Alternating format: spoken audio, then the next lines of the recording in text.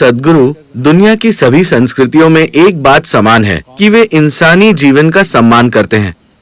अपनी या किसी और की जान ले लेना ठीक नहीं माना जाता। पर अगर कोई सच में दुखी है, अगर किसी को जीवन में बहुत ही बुरा सौदा मिला हो, तो कोई एक नए खेल की शुरुआत क्यों नहीं कर सकता? इस खेल को खत्म करके एक नए खेल की शुरुआत, क्या इसमें कुछ गलत है? तो अगर मुझे बुरा सौदा मिलता है तो क्या मुझे इसे खत्म करने और फिर से वापस आने का अधिकार नहीं है?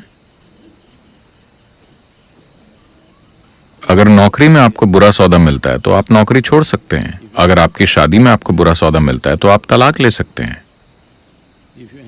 अगर समाज में आपको बुरा सौदा मिलता है तो आप ईशा योगा केंद्र आ सकते हैं।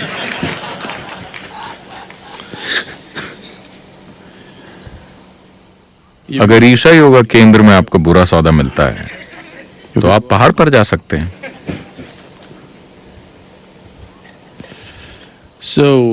तो ये चीजें अपना जीवन खत्म करने के लिए पर्याप्त कारण नहीं है। First of all, you didn't create it, so you don't talk about ending it. पहली बात तो ये कि आपने इसे नहीं बनाया, तो आप इसे खत्म करने की बात मत कीजिए। जब एक अलग प्राणी या अलग व्यक्ति के रूप में आपकी पहचान गायब हो जाती है और आप और सृष्टि का स्रोत एक हो जाते हैं, अगर आप उस बिंदु तक पहुंच जाते हैं तो आप अपने शरीर को जागरूकता के साथ फेंक सकते हैं। तब आपको ऐसा करने की अनुमति है। शरीर को नुकसान पहुंचाकर या पेड़ से लटक कर नहीं। हमें आपको पेड़ के नीचे दफनाने में कोई दिक्कत नहीं है, लेकिन पेड़ से लटकना न तो आपके लिए अच्छा है न पेड़ के लिए।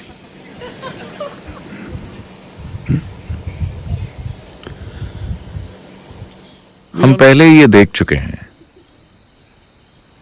कि चाहे सौदा अच्छा हो या बुरा हो, अगर आपके पास एक बड़ा लक्ष्य है तो हर चीज एक सीढ़ी है। हर चीज आपकी परम खुशहाली की सीढ़ी है। अगर आपने एक बड़ा लक्ष्य बनाया है तो जिस भी परिस्थिति में आप होते हैं उससे अपनी पहचान जोड़कर इतने फंस जाते हैं कि लगने लगता है कि मर जाना ही अच्छा है।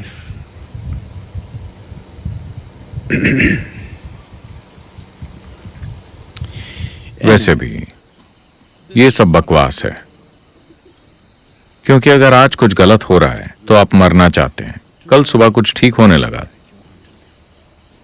तो आप जीना चाहते हैं। आप तीसरा बच्चा पैदा करना चाहते हैं।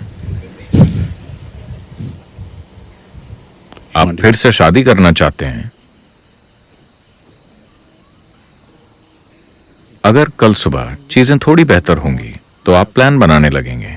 सब कुछ उजाड़ लगता है तो आप आत्महत्या के बारे में सोचते हैं, है ना? तो ये बस एक खेल है जो आप अपने मन में खेल रहे हैं।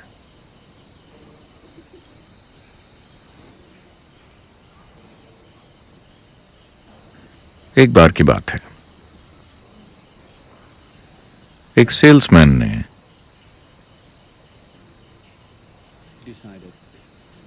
नए बने घरों में जाने का फैसला किया। उसने सोचा कि कोई भी सेल्समैन अब तक वहां नहीं गया होगा, क्योंकि ये घर नए बने हैं। तो वो वहां का सबसे पहला सेल्समैन बनना चाहता था।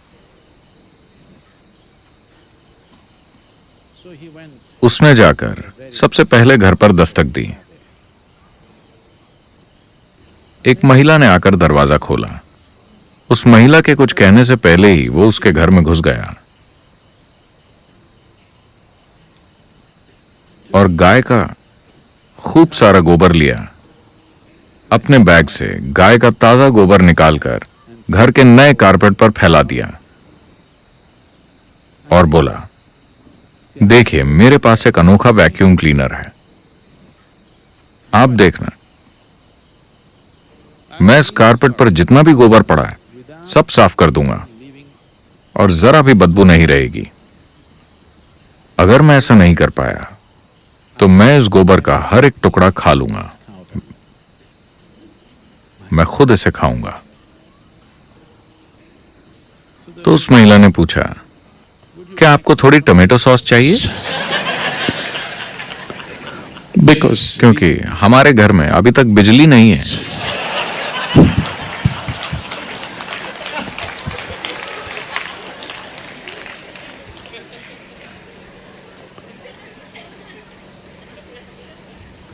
आपको थोड़ी सी टोमेटो सॉस की जरूरत है।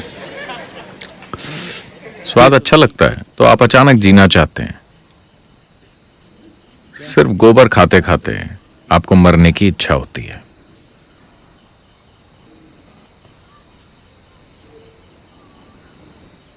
आपने खड़े होकर कहा, सद्गुरु, अगर आपको पता हो कि आप क्या बोल रहे हैं तो ऐसी बकवास आपके मुंह से नहीं निकलेगी।